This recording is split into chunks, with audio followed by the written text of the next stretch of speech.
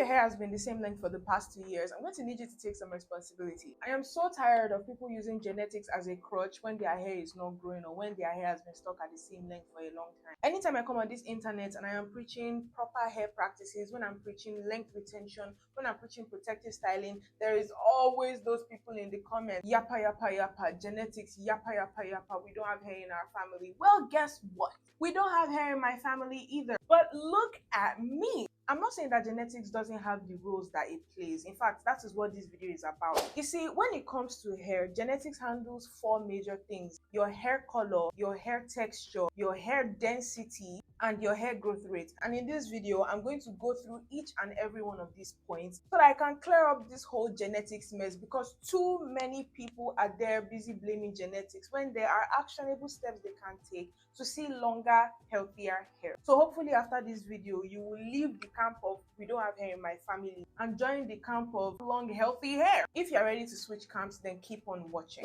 So let's start with your hair color. Now, if your mom has dark hair and your dad has dark hair, yeah, it's normal for you to have dark hair. I have so many people come to me say, oh, their hair is too dark, it's too black. Which oil can they use to lighten their hair? And I'm like, girl, if you want to lighten your hair, go and bleach it, go and dye it, go and do some to it. But your hair is growing as the way it has been programmed to grow. Your dad has black hair, your mom has black hair. Girl, guess what? Your hair is gonna be black. And if you want to do something about it, you're gonna have to, well, do something about it. You're going to have to dye your hair or bleach your hair, whatever it is that you want to do to your hair. And I'm also talking to parents. I don't get nowadays, parents are having, all these Gen Z parents are having some delusional thoughts. Because explain to me why you have dark hair, your husband has dark hair, but your baby was born with dark hair and you're surprised. You want your baby's hair to be ginger, you want your baby's hair to be brown,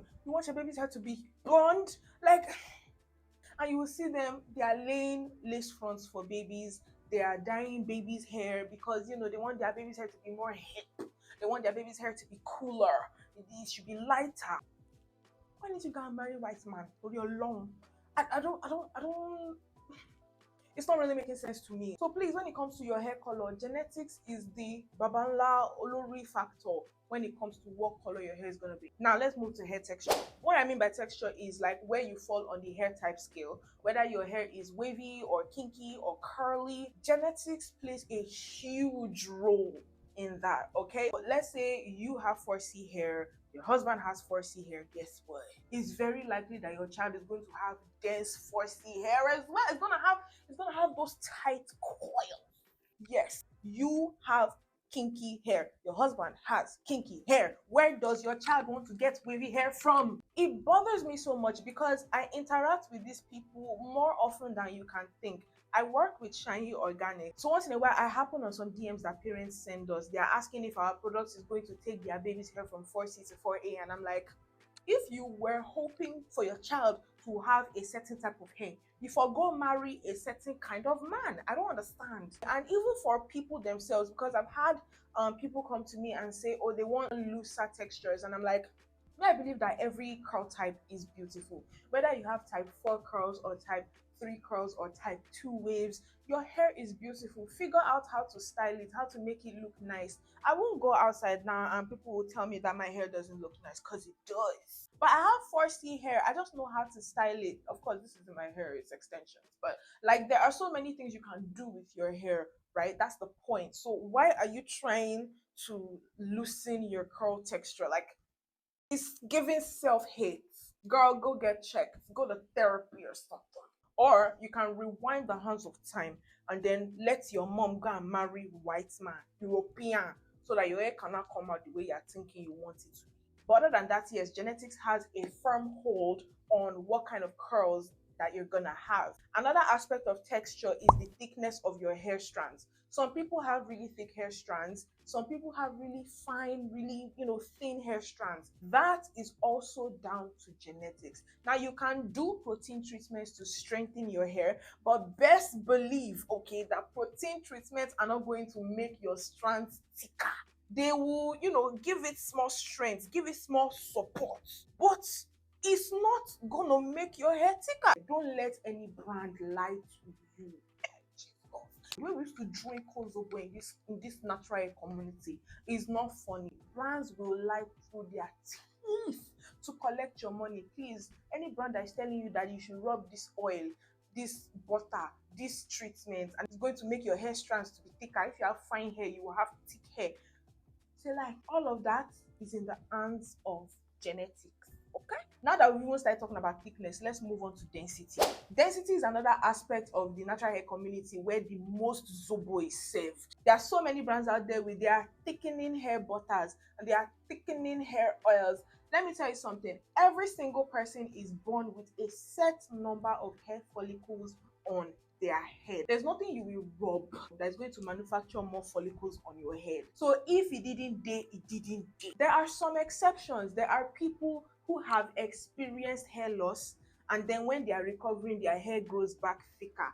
That makes sense because maybe their hair was thick before and then they lost hair due to whatever reason. Maybe it was sickness, maybe it was tension, maybe it was whatever, and then they now apply some things that reactivate the hair follicles, and then the hair grows back thicker. That's fine. But if it didn't day before, it didn't day. Hair cannot grow where hair has never been. That's just the truth, okay? Now, there are also those people, they didn't have any access to hair care from small. From small, they'll be using detergent to wash your hair. From small, like you've never seen the full potential of your hair before. So in your adulthood, when you get to learn about self-care and hair care and all of that, and you start practicing those things, you'll notice that your hair starts getting thicker. For those people, it's not as if their goal was to grow thicker hair. It was just that they started taking care of their hair, and then all those follicles that had been inactive all these years because of bad hair care, they now started thriving again, and then your hair started appearing thicker. That is another exception. But if your hair has always been thin, then you started taking care of your hair, and your hair is still thin but is healthier, but you're now waiting on the thickness. Let me tell you something. That hair thickening butter that brand wants to sell to you is not going to work, because it just might be that you have naturally thin hair. Not everyone has thick hair. Some people do, some people don't. It's just how some people have 4C hair, some people have 4A hair, some people have thick hair strands, some people have fine hair strands. Some people have high density, some people have medium density, some people have low density. That's just life sometimes, okay? Even in my family, I have thick hair. My immediate younger sister has scanty hair. The one after her has thick hair. So like, it skipped a sibling. So sometimes that's just it. Your genes are in control when it comes to the number of follicles on your head, okay? So don't be out there just buying all the zobo. If you have a complete natural hair care set, like you have your hair care products, you have your shampoo, you have your deep conditioner, you have your leave-in conditioner, maybe a hair cream, and your scalp oil, I promise you that is enough. If you have been using those products consistently, and you've even noticed that your hair is starting to feel better, it's feeling healthier, it's breaking a lot less, but it's not thicker, then it just might be that you have low density hair, and that is okay. Healthiness of hair is not determined by the density. So if your hair is not dense and thick like forest, that doesn't mean that your hair is not healthy. Just keep taking care of your hair. Avoid hairstyles that will lead to further hair loss because your hair is already thin.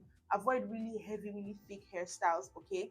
And you will be fine. But if you think that that batana oil that they are selling nowadays is what is going to come and change your story, it's up to you whether you want to drink that zobo or not. My final point, and I know that you've been waiting for this since the very beginning of this video, but we're finally here. Your hair growth rate. Yes, your genetics play a role in your hair growth rate, but whether or not you actually see a difference in your hair length has a lot to do with you and what you are doing with your hair. You know how scientists say you can grow anywhere from half an inch to a full inch of hair every single month. And there's also the hair growth phase, because you know science says that hair grows in phases. So there's the anagen stage where your hair is actively growing, and that anagen stage can last anywhere from 2 years to about 7 years or so, right? So we have two factors now that your genetics are playing a huge role in. One, your hair growth rate, how much hair you can grow in a month, and two, how long your anagen phase lasts. So now let us do small mathematics here. So let's say there is someone who is very unfortunate to be at the lower end of the spectrum. So they can only grow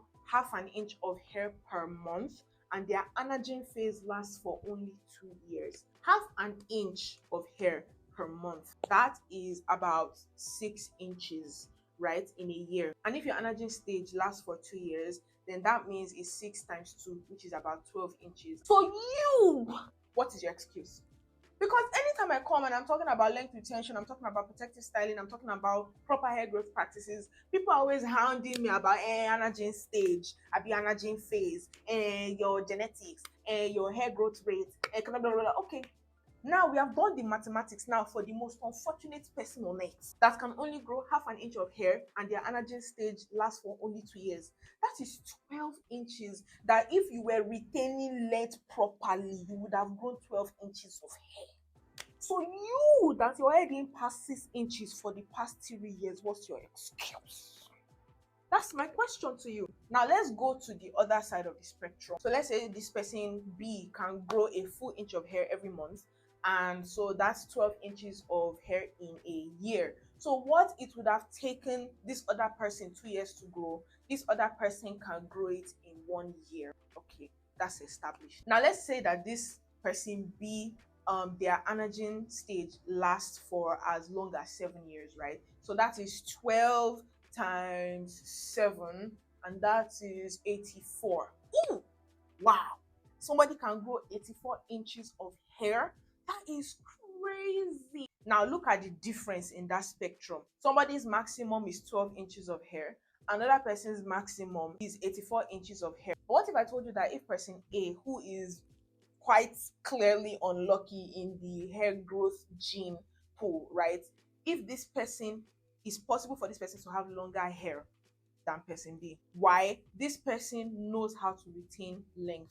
This other person is just combing their hair anyhow. Their hair is breaking anyhow. Their hair is not moving because as it's growing, it's breaking. Now this person has hit their 12-inch threshold. But this person can't get past 8 inches because they just don't know what to do with the hair on their head. They have relaxed it, they have texturized it, they have dyed it, they have bleached it, they have done everything to it. The hair is just breaking, it's falling down, is lifeless. And you're there telling me that length retention is not important. See, when I am talking about hair length and hair health, I'm not saying that everybody's hair can grow to reach the floor. I'm saying your hair can grow. If person A and person B started their natural hair growth journey with 1 inch of hair on their head at the same time at the beginning of the year, at the end of the year, person A would have had 7 inches of hair, which is 1 inch that they started with, plus 6 inches. If they are following the same routine, they are like, taking care of their hair, they are doing their length retention well and all that. Person B will have 12 inches plus the 1 inch they started with, and that will be 13 inches of hair. So there is still a difference in their hair length. Of course, person B's hair is longer than person A's hair, but do you know what they have in common? Neither of them is still at 1 inch. Both of their hair grew. Both of them saw a difference in their hair length. That is where length retention comes in. I'm not saying that genetics don't play a role. They do, because person B's hair is way longer than person A's hair. But guess what? Both of their hair grew. So the fact that your hair has been the same length for the past 2 years, it's not your genes, it's you. Learn to do length retention. Learn to embrace protective styling.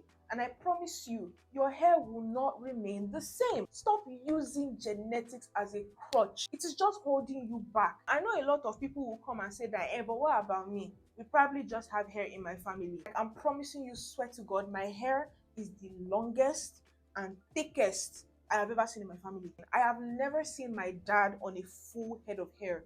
And I'm talking, I've seen pictures of when I was a toddler, of when I was a baby. He didn't have a full head of hair. My mom's hair, like I said, is very scanty.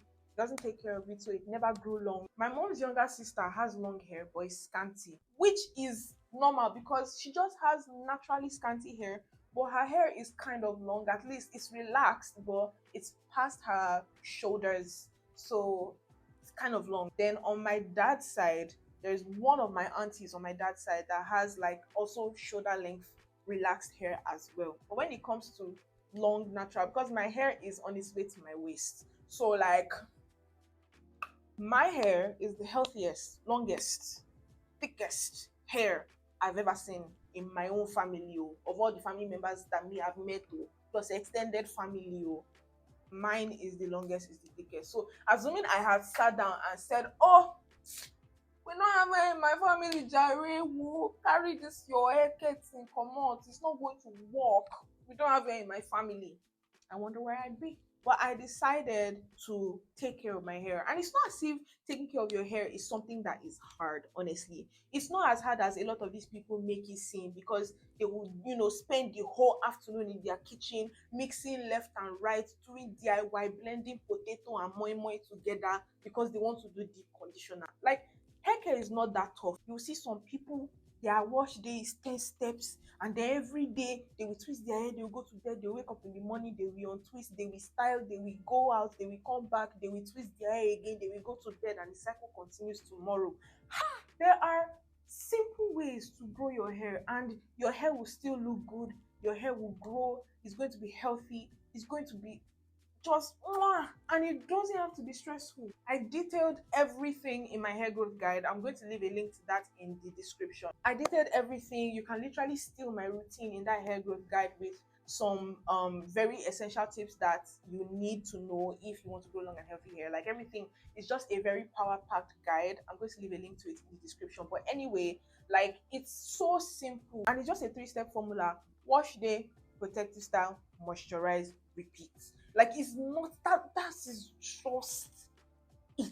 Like, it's not even that serious. It's not even that hard. But I don't know why, for some reason, people don't just want to follow that simple 3-step method that will lead you to longer, healthier hair, that will make you the exception in your family of we don't have hair in our family. What is stopping you, really? Honestly, I believe that you are leaning so much on we don't have hair in our family, I don't have the hair genetics, I don't have good hair genetics. You're leaning on that crutch so much that you are not even giving good hair care practices a chance. You're not giving length retention a chance. You're not giving protective styling a chance, because you have just internalized it and believed it that your hair cannot grow. Let me tell you something. Your hair can grow. It may not be as long as your favorite hair care influencer. It may not grow as quickly. But the thing is, you will never know if you never try. So please, I implore you today, just start taking length retention seriously. Start taking care of your hair properly. Start treating your hair well. Be gentle. Make sure you eat well, drink well, stay in health. Oh my goodness. I promise you, your relationship with your hair is going to change. Your hair length is definitely going to change. And your hair health as well is definitely going to change. See, one thing, if you are chasing healthy hair, long hair will follow. That's just the trick of the thing. So again, if you need, help, direction, I have my guide linked in the description. And if you want to learn more about how to use protective styles to grow longer, healthier hair, then I strongly advise that you watch this video, because this video right here, it's got all the tea. There's a reason why this video has so many views. So make sure you go over here, check it out. I can't wait to see your long, beautiful hair. Mwah. Bye.